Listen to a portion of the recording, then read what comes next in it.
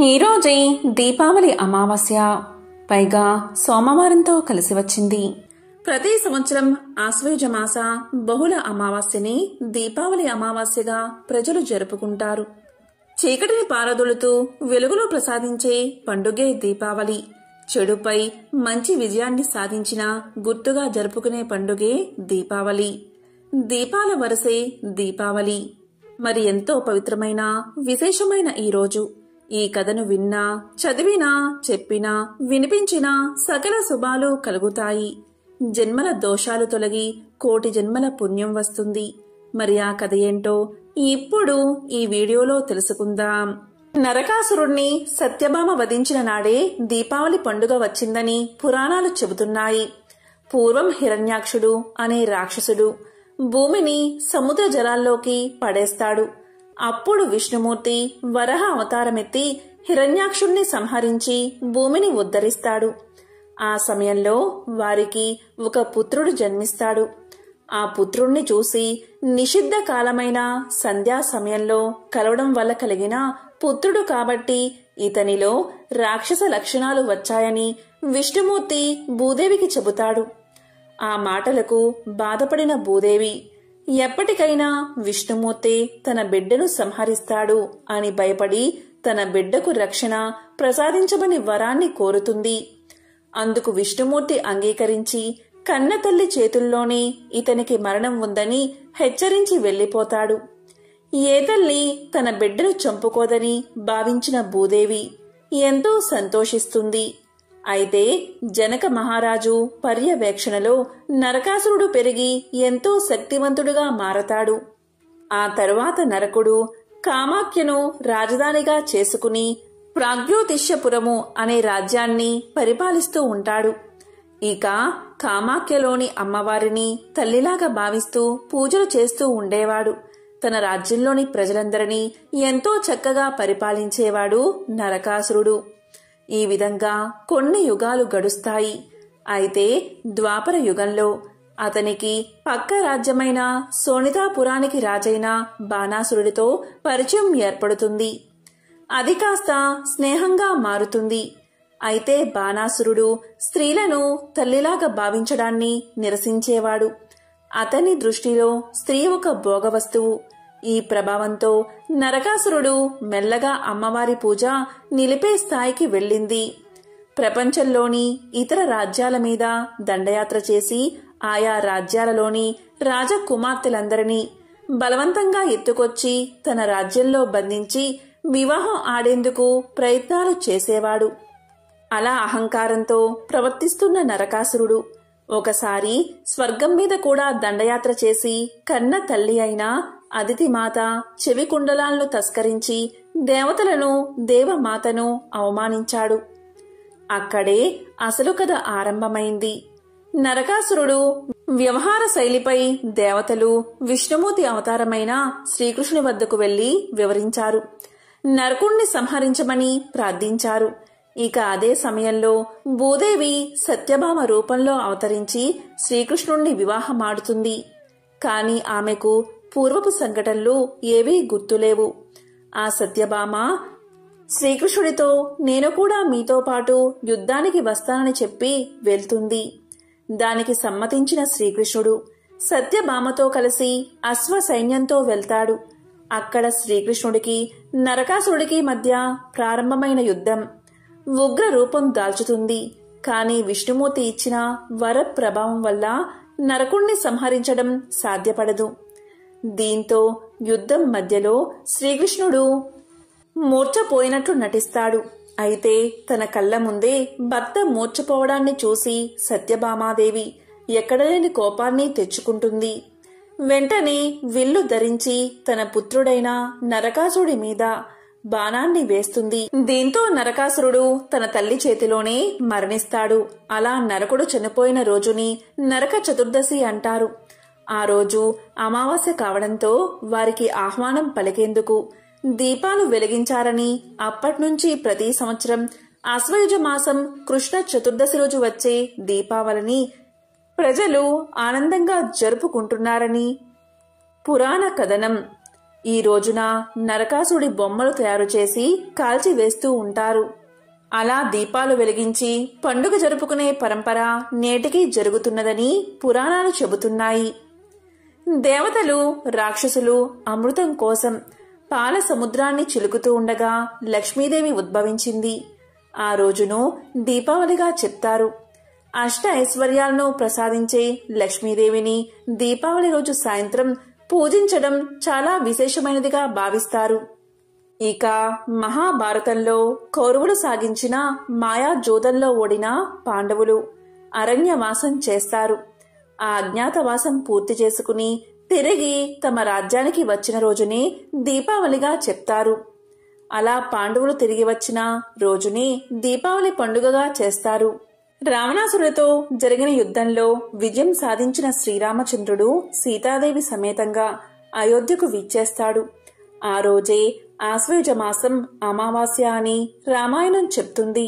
ఆ రోజు ప్రజలందరూ దీపాలను వెలిగించి సీతారాములకు స్వాగతం పలికినట్లుగా పురాణాలు చెప్తున్నాయి. దీపావళికి సంబంధించిన మరొక కథను ఇప్పుడు విందాం.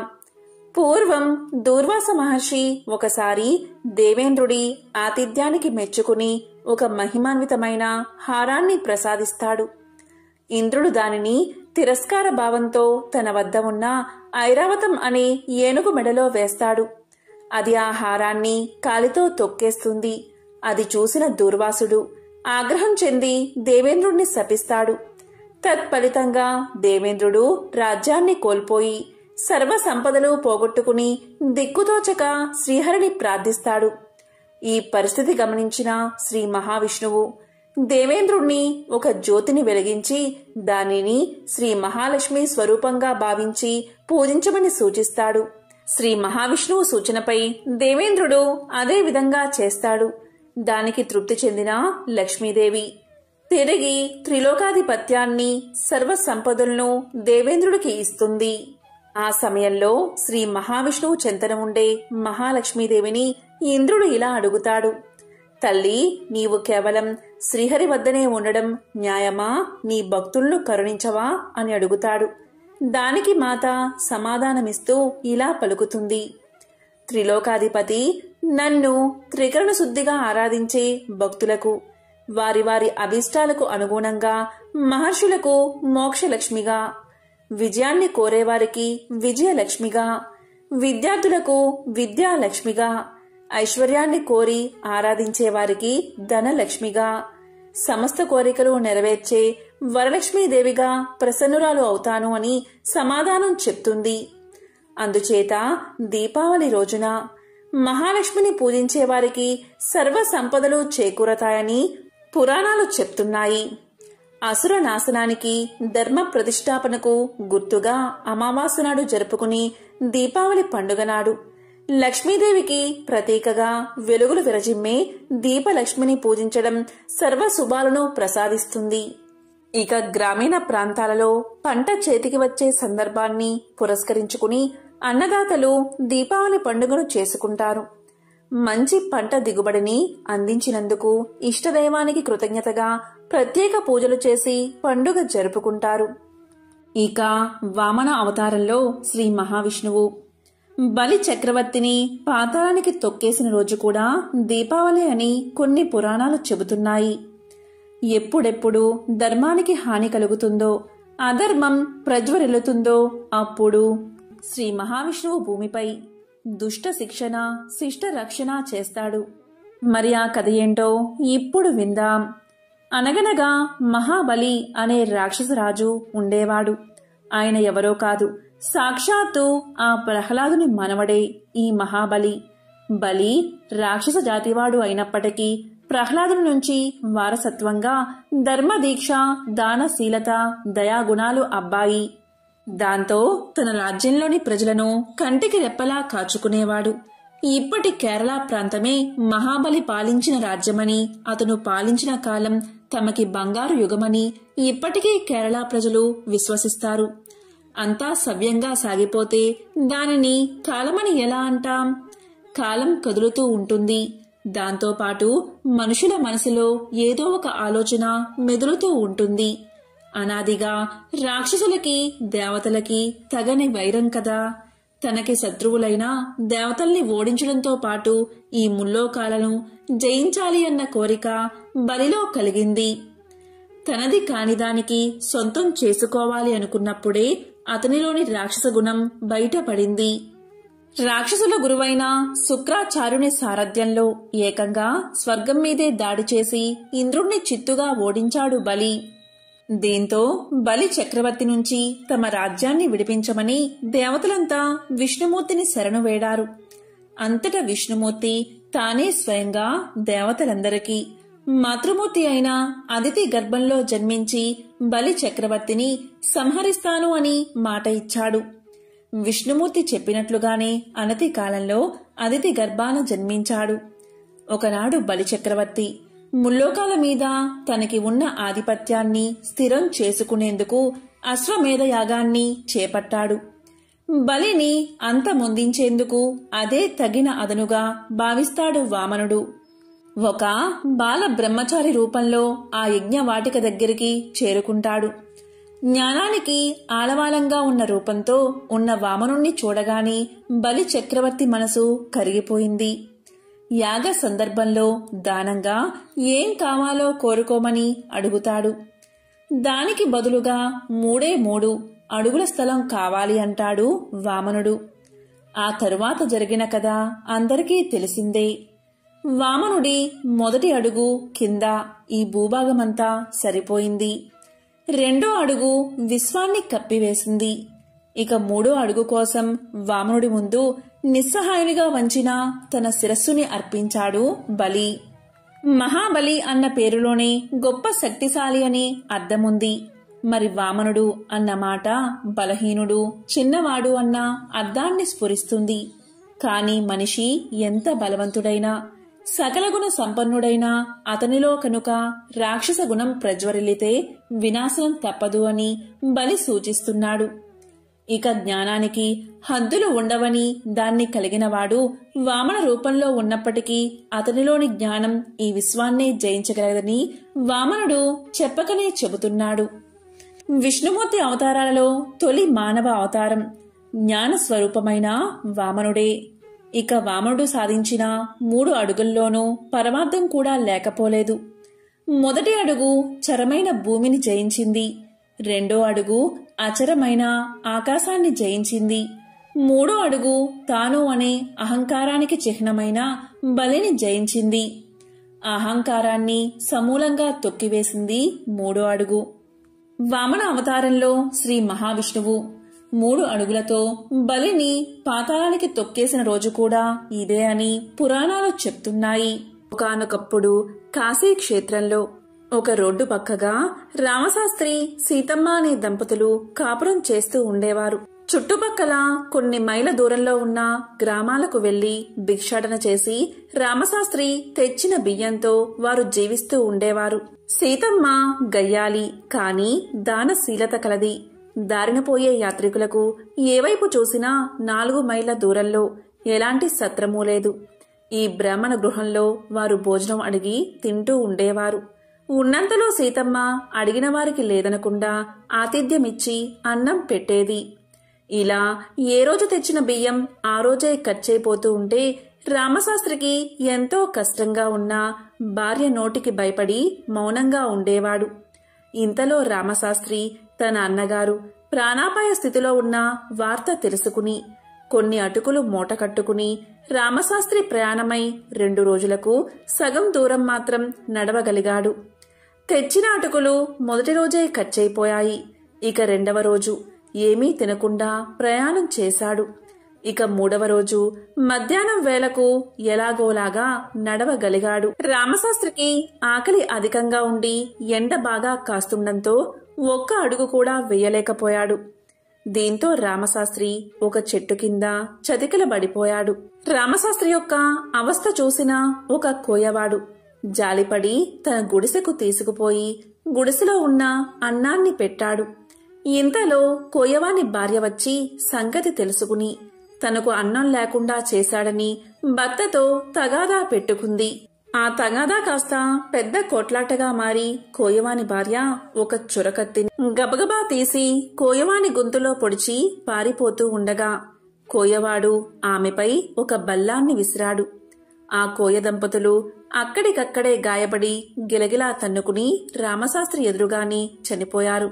ఇదంతా చూసిన రామశాస్త్రి తనకి ఏమి ప్రమాదం వస్తుందో అని తన దారిన తాను వెళ్లిపోయాడు. కాని వారి మరణానికి తాను కారణమయ్యానని కళ్ళవెంట నీళ్లు కారుస్తూ మహా దుఃఖంతో నడక సాగిస్తున్నాడు.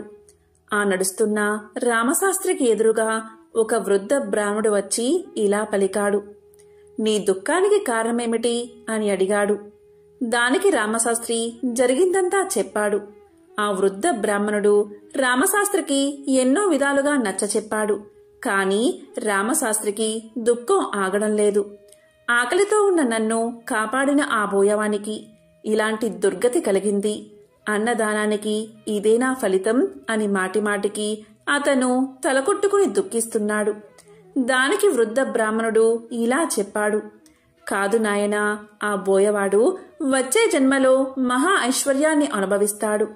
అన్నదానానికి మించిన దానం మరొకటి లేదు. అది ఎంతో పుణ్యాన్ని కలిగిస్తుంది. ఆ పుణ్యం అతని వెంటే ఉంటుంది అని వృద్ధ బ్రాహ్మణుడు చెప్పినా రామశాస్త్రి నమ్మలేదు. దుఃఖిస్తూనే ఉన్నాడు. ఇక చివరగా వృద్ధ బ్రాహ్మణుడు ఇలా పలికాడు. రామశాస్త్రి, ఈ దేశాన్ని ఏలే రాజుకి ఈ రోజు నుంచి ఖచ్చితంగా 7వ రోజు కుమారుడు జన్మిస్తాడు. ఆ బిడ్డ పుట్టకముందే నీవు అన్నదాన ఫలం గురించి ఆ బిడ్డను ప్రశ్నిస్తే నీకే సమాధానం దొరుకుతుంది అని చెప్పి ఆ వృద్ధ బ్రాహ్మణుడు తన దారిన తాను వెళ్లిపోయాడు. వృద్ధ బ్రాహ్మణుడి మాటలు విన్న రామశాస్త్రి ఆ సాయంత్రానికే అన్నగారి ఇల్లు చేరుకున్నాడు. అన్నగారికి ప్రాణాపాయ స్థితి దాటిపోయి క్రమంగా బాగవడం చూసి ఇక ఆ దేశాన్ని ఏలే రాజుగారి నగరానికి ప్రయాణమై 2 రోజులకు రాజుగారి కోటకు చేరుకున్నాడు రామశాస్త్రి. అక్కడ రామశాస్త్రి కొంతమందిని అడగగా వారు ఇలా చెప్పారు. మా రాజుగారికి సంతానం లేదు. ఎన్నో వ్రతాలు చేస్తే ఇప్పుడు రాణి గర్భవతి అయ్యింది. నేడో రేపో ఆమె ప్రసవించడానికి సిద్ధంగా ఉంది అని చెప్పారు. రామశాస్త్రి ఆ మాటలు విని వృద్ధ బ్రాహ్మణుడు చెప్పిన మాటల మీద నమ్మకం కలిగి ఒక ఉపాయాన్ని ఆలోచించి రాజుగారి బిడ్డచే అన్నదానం ఫలం గురించి చెప్పించాలి అనుకున్నాడు.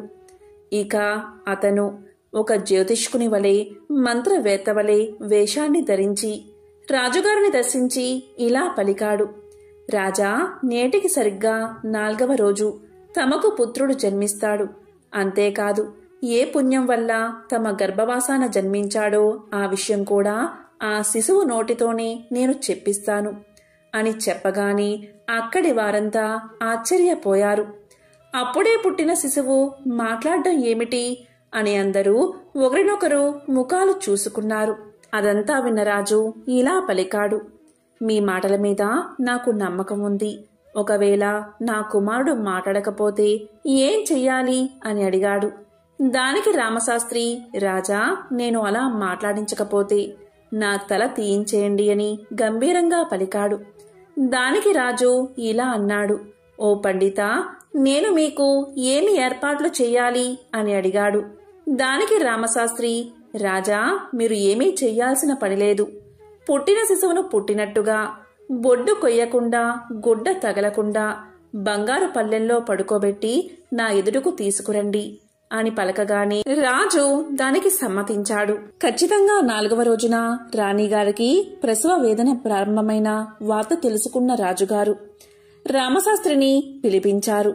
రామశాస్త్రి చెప్పినట్లే రాణి మగ శిశువును ప్రసవించింది.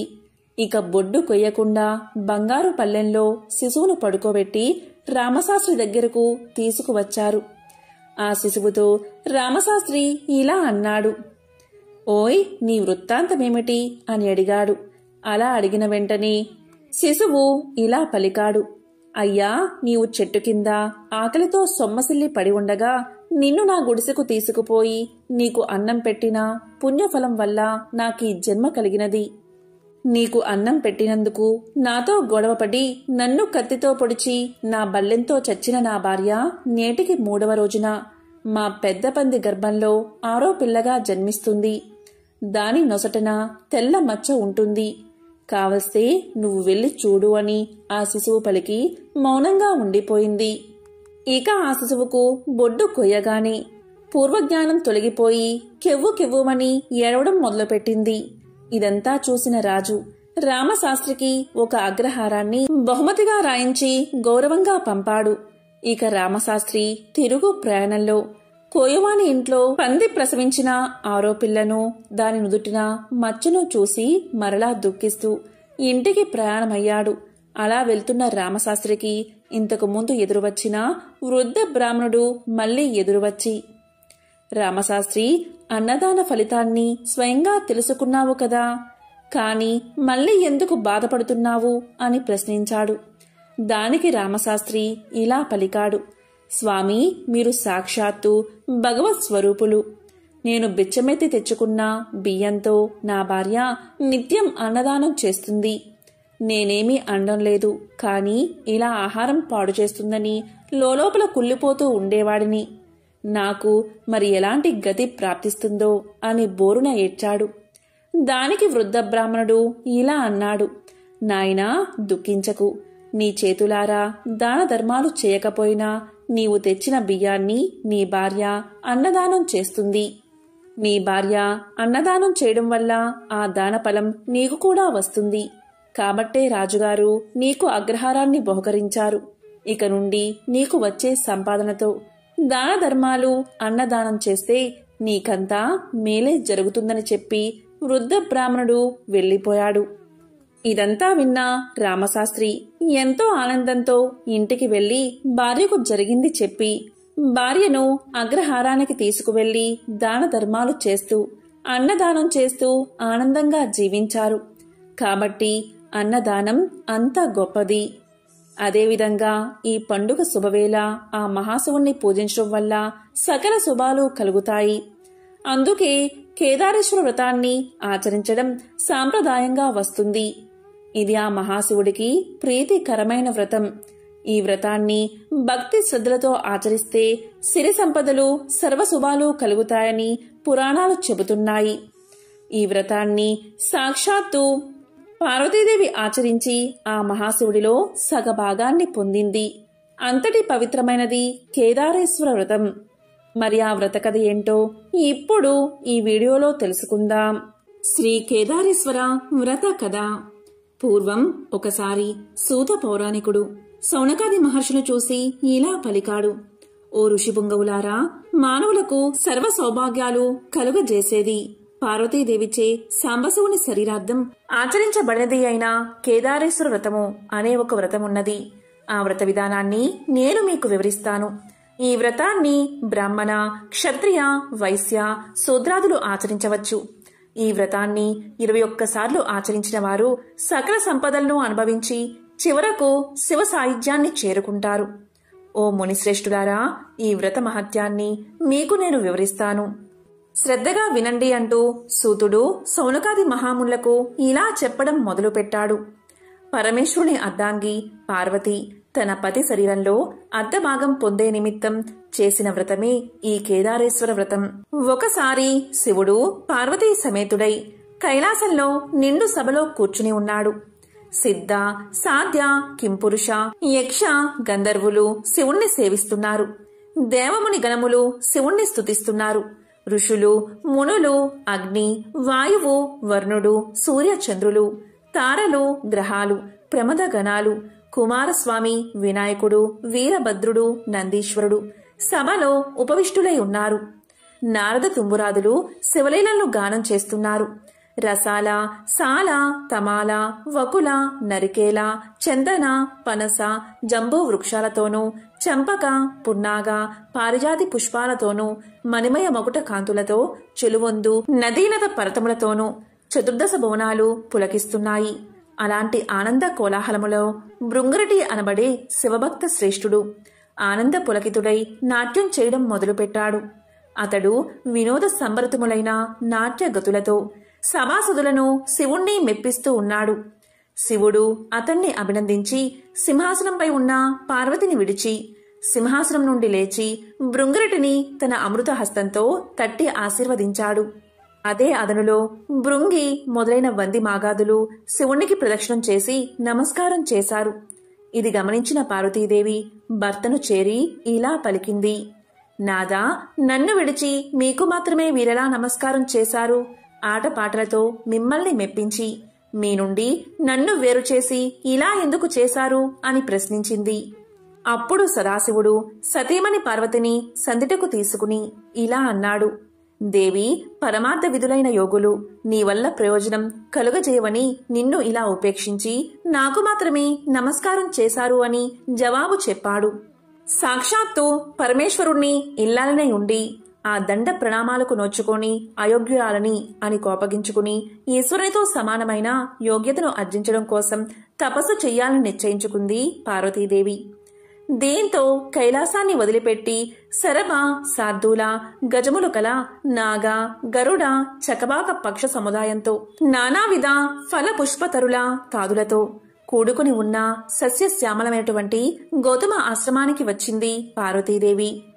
ఆశ్రమవాసులు ఆమెను చూసి అతిథి మర్యాదలు చేసి, తల్లి, నీవెవరివి? ఎవరి దానవు? ఎక్కడి నుండి వచ్చావు? నీ రాకకు గల ఆగత్యమేమిటి అని పార్వతిని ప్రశ్నించారు.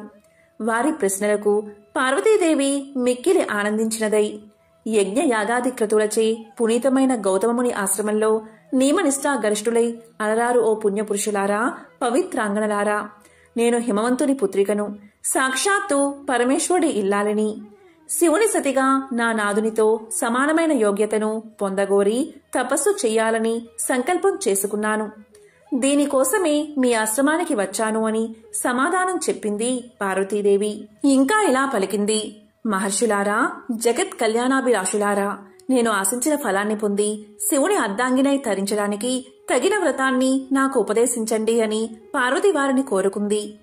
అందుకు గౌతముడు ఇలా పలికాడు: అమ్మా పార్వతి, ఈప్సితార్థదాయకమైన ఉత్తమ వ్రతం ఒకటి ఉంది. అది కేదారేశ్వర వ్రతం. నీవు ఆ వ్రతాన్ని ఆచరించి మనోభీష్ట సిద్ధిని పొందవలసింది అన్నాడు గౌతముడు. ఇక వ్రత విధానాన్ని వివరించమని పార్వతీదేవి గౌతముణ్ణి కోరుకుంది. అప్పుడు గౌతముడు ఇలా చెప్పసాగాడు: ఓ జగజ్జనని, ఈ వ్రతాన్ని భాద్రపద మాసంలో శుక్ల అష్టమిలో ఆచరించాలి. ఆ రోజున శుచిగా స్నానాదులు ఆచరించి నిర్మలమైన మనస్సుతో మంగళకరములైన ఏక విసంతి దారముతో చేతికి తోరాన్ని ధరించి షోడశోపచార విధులతో పూజను నిర్వహించి ఆ రోజున ఉపవాసం ఉండాలి. మర్నాడు విప్రులకు భోజనం పెట్టి ఆ తరువాత ఆహారాన్ని తీసుకోవాలి. ఇలా వ్రతాన్ని ఆరంభించిన రోజు నుండి అమావాస్య వరకు పూజాక్రమంతో కేదారేశ్వరుణ్ణి ఆరాధించాలి. ఇంకా ధాన్య రాశిని పోసి అందులో పూర్ణ కుంభాన్ని ఉంచి 21 పర్యాయములు సూత్రాన్ని చుట్టి పట్టు వస్త్రాలతో దాన్ని కప్పి ఉంచి నవరత్నాలు కాని సువర్ణాన్ని కాని ఉంచి గంధ పుష్ప అక్షింతలతో పూజించాలి. ఓ దేవి, 21 మంది బ్రాహ్మణులు రప్పించి వారి పాదాలు కడిగి కూర్చుండబెట్టి యథావిధిగా ధూప దీప గంధ పుష్ప అక్షింతలతో పూజించి భక్ష్య భోజ్య నైవేద్యాదులు, కదలీ ఫలాలు, పనసలు ఆరగింపచేసి దాంబూల దక్షిణ ఇచ్చి వారిని తృప్తిపరచాలి. ఈ విధంగా వ్రతం ఆచరించిన వారిని శివుడు అనుగ్రహించి మనోభీష్ట సిద్ధిని కలుగజేస్తాడు అని గౌతముడు పార్వతికి వివరించాడు. గౌతమ మహర్షి చెప్పిన విధి విధానాలు అనుసరించి పార్వతి కేదారేశ్వర వ్రతాన్ని నిష్ఠగా భక్తితో చేసింది. దీనికి పరమేశ్వరుడు సంతోషపడి ఆమె అభిష్టానుసారం తన మేనులో సగభాగాన్ని పార్వతికి అనుగ్రహించాడు. అప్పుడు జగదాంబ ఎంతో సంతోషంతో భర్తతో నిజ నివాసమైన కైలాసానికి చేరుకుంది. కొంతకాలానికి శివభక్త పరాయణుడైన చిత్రాంగదుడు అనే గంధర్వుడు నందికేశ్వరుడి వల్ల కేదారేశ్వర వ్రతాన్ని విని దాని మహత్తును విన్నవాడై మనుష్యలోకానికి దానిని వెల్లడి చెయ్యాలి అనుకుని దివి నుండి భువికి చేరుకుని ఉజ్జయిని నగరంలో ప్రవేశించి ఆ నగరాన్ని పరిపాలిస్తున్న రాజు వజ్రదంతుడికి కేదార వ్రత విధానాన్ని వివరించాడు. వజ్రదంతుడు ఆ వ్రతాన్ని ఆచరించి శివానుగ్రహంతో సార్వభౌముడు అయ్యాడు. ఉజ్జయిని నగరంలో ఒక వైశ్యుడు ఉండేవాడు. అతనికి పుణ్యవతి, భాగ్యవతి అనే 2 కుమార్తెలు. వారు ఒకరోజు తండ్రిని చేరి, జనక, మాకు కేదార వ్రతం చేయడానికి అనుమతి ఇవ్వండి అని అడిగారు.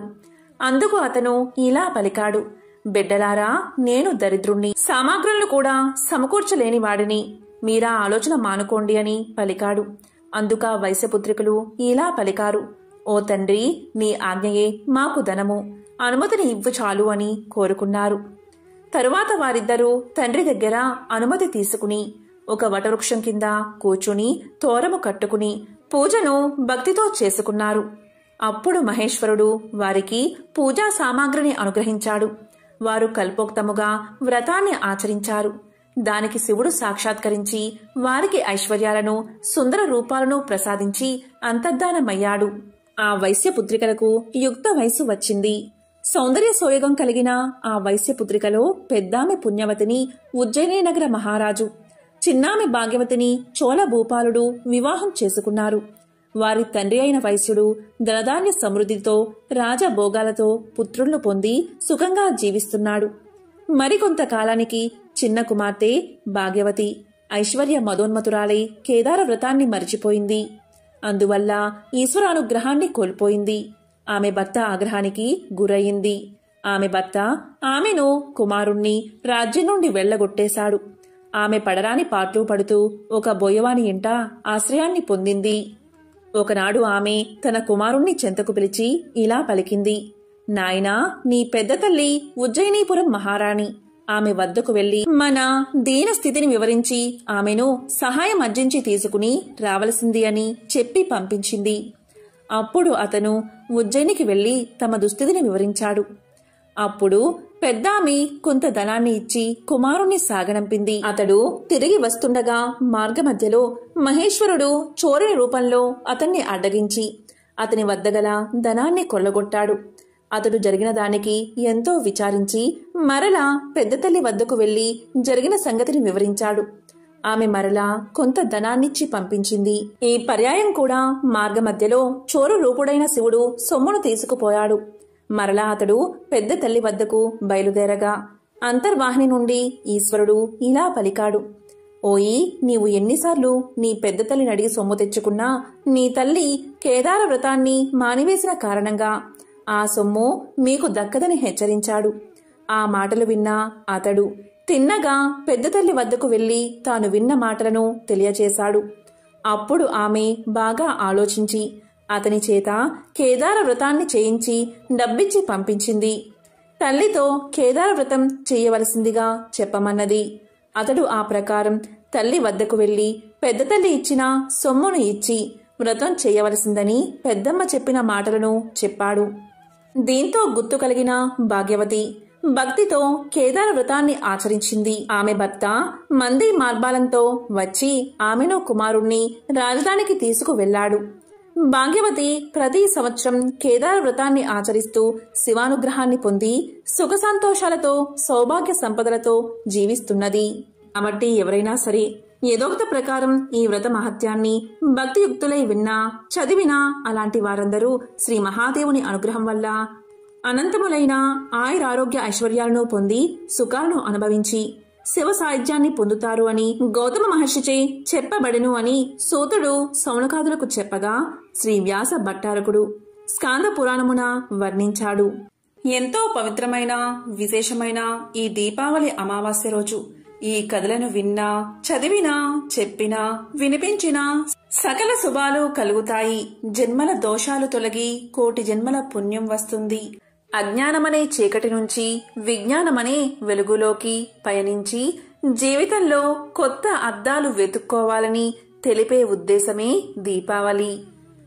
దీపం ఐశ్వర్యం అని, అంధకారం దరిద్రం అని, దీపమున్న చోట జ్ఞాన సంపద ఉంటుందని, దీపము సాక్షాత్తు లక్ష్మీదేవి అని మన పురాణాలు చెబుతున్నాయి. అందుకే దీపావళి రోజు లక్ష్మీదేవిని భక్తి శ్రద్ధలతో పూజిస్తే సకల సంపదలు కలుగుతాయని పురాణాలు చెప్తున్నాయి. సనాతన ధర్మంలో ఏ శుభకార్యం జరిగినా దీపాన్ని వెలిగించడం అనేది ఒక సాంప్రదాయం. దీపకాంతిని బ్రహ్మ విష్ణు మహేశ్వరుడుగా చెప్తుంది శాస్త్రం. మరి ఎంతో విశేషమైన ఈ దీపావళి అమావాస్య రోజు ఈ కథలను విన్నా, చదివినా, చెప్పినా, వినిపించినా సకల శుభాలు కలుగుతాయి. జన్మల పాపాలు తొలగి కోటి జన్మల పుణ్యం వస్తుంది. మహాలక్ష్మితో పాటు సర్వదేవతల ఆశీస్సులు మీకు కలుగుతాయి. ఓం శ్రీ మహాలక్ష్మియే నమః. ఓం శ్రీ మాత్రే నమః.